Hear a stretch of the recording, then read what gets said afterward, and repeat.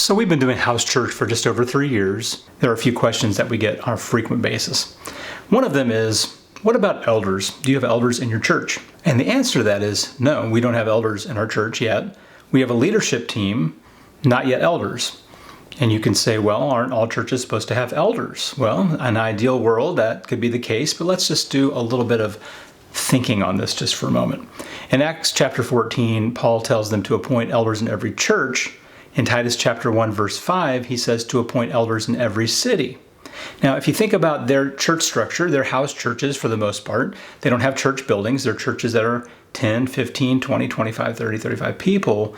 And now you think about how many of those would be people eligible to be elders. Now, if your theology is that elders are men, then you have cut it down to the male population. If they have to be adult men, which they certainly would be the case, now you've limited it even further. And then you have to say not only would they be adult men, but qualified adult men, then you end up with an even smaller pool of elders to draw from. And in a house church of 20, 30, 35, 40 people, that getting a plurality of an eldership in any kind of way that we're familiar with could be quite difficult for a lot of churches.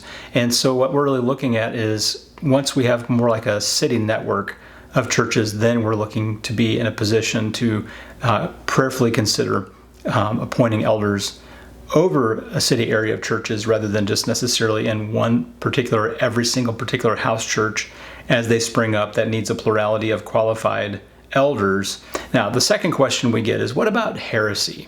Heresy would run rampant because you don't have the kind of oversight that you need in a house church like you do in a big church. Well, guess what?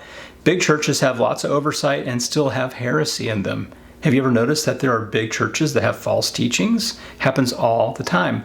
Now think about the fact that if you're a big church with false teachings, you're actually teaching those false teachings to thousands of people rather than a house church that might get kind of crossways. Now you're teaching those teachings to 10, 15, 20 people.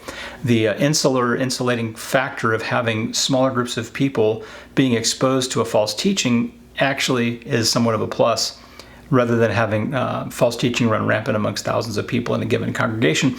Being small doesn't guarantee more false teaching. Being large doesn't guarantee less false teaching. Having more or less oversight doesn't necessarily guarantee more or less false teaching. What has helped house churches in particular to insulate from or to prevent from having false teaching is accountability, which you don't often find in big churches.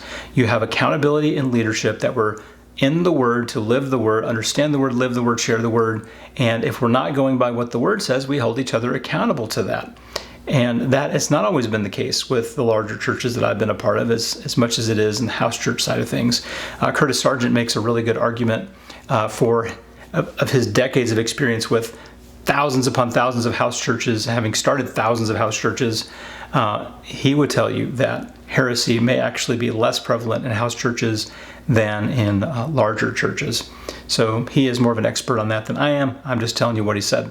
The third thing we hear is, what about impact? Like, can't we have more impact as a big church? Mega church has more impact than a house church. Well, I'm going to just tell you that's apples to oranges. Because if you put 5,000 people or 2,000 people in a big church, and you can say, yes, that singular church of 2,500 people will have more impact than a house church of 25 people because you have 100 times more people. You have 100 times more resources. Okay, yes, apples to oranges, one big church versus one small house church. Yes, big church has more impact than house church. But if you were to take those people, those volunteers, the personnel of the big church, and you were to scatter them into 100 house churches, and you were to remove the overhead of the lawn care, the electric bill, maintenance, etc., of preserving a church building that's used maybe once a week or whenever, take that expense off the table. Take all the staff expense pretty much off the table, and now tell me, if you were to go apples to apples comparison of 2,500 people in a megachurch versus 2,500 people in 100 house churches, which would have more impact? And I'm going to tell you that I really believe that the house churches would have more impact, going deeper in relationship, going broader in service, having more financial resources to go about the work of the church because you're not servicing staff and you're not servicing air conditioning the building and things like that because you're already paying your home power bill, you're already paying your mortgage. 2,500 people in each of those settings, the house church is going to win that hands down, I believe. The fourth thing is, what are your meetings like? Our meetings are organized. We have people who have been asked to do things in advance. We have a lesson series that is planned in advance. There is order and organization to what we do when we meet together on Sunday. There is also some spontaneity involved. It's okay to ask a question. It's okay to make a comment. It's okay that if the person who gets up to share the communion thought breaks down in tears, that someone walks up there, puts their arm around them, and loves on them and says a prayer for them, or talks about something about what's going on with all of that. There's much more vulnerability in house church than I've seen in big church. And so we have a lot of transparency and vulnerability in our meetings. Now, we have a monthly rhythm. If you come on different weeks, you're going to experience different things. So the first week of the month, we have Prayer Sunday. We start every month in prayer, and we're modeling for our church.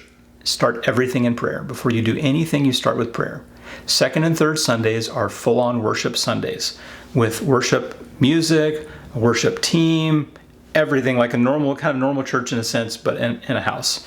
Fourth Sunday is listening Sunday. We call it potluck worship. 1 Corinthians 14:26, you can look that up. You come together, you bring something. You come and participate. You bring what you have. Maybe you bring a song. Maybe you bring a scripture. Maybe you bring a devotional you've been reading and read that to the group, something that was meaningful to you. Maybe there's a lesson that you would like to share. Maybe there's a song you would like us to sing together. But we gather together the last Sunday of the month. We sit in complete silence and we wait for the Lord to move and we listen. And when we believe that God is stirring our hearts to share something from our heart, we share what it is that we brought to the rest of the body. And it teaches the body to listen to the Lord, to wait on his lead, to move when he moves, and to pay attention to what God is doing around us. Because during the week, earlier that week, I've sent out a message and I say, hey, this Sunday is potluck worship.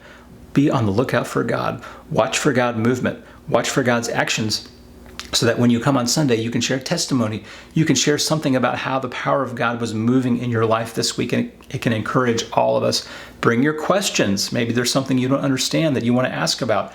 And so it's highly participatory, the fourth Sunday. And the first Sunday, the prayer Sunday, highly participatory. Anyone can pray about anything. And so typically on the prayer Sunday, I'll stand up and I'll talk about what we're doing, and I'll have some things to pray about. I'll start with a prayer, and I'll just say, okay, what else do we as a church family need to pray about today? And people will raise their hand, we'll pass the mic, we'll pray about whatever it is. Often our children are involved in all of this. Any given week, if it's prayer Sunday, often they pray. We had children pray this past week. One was comfortable to pray, one was not. So I prayed for the one who was not, and the kids are learning they're a part of the church family.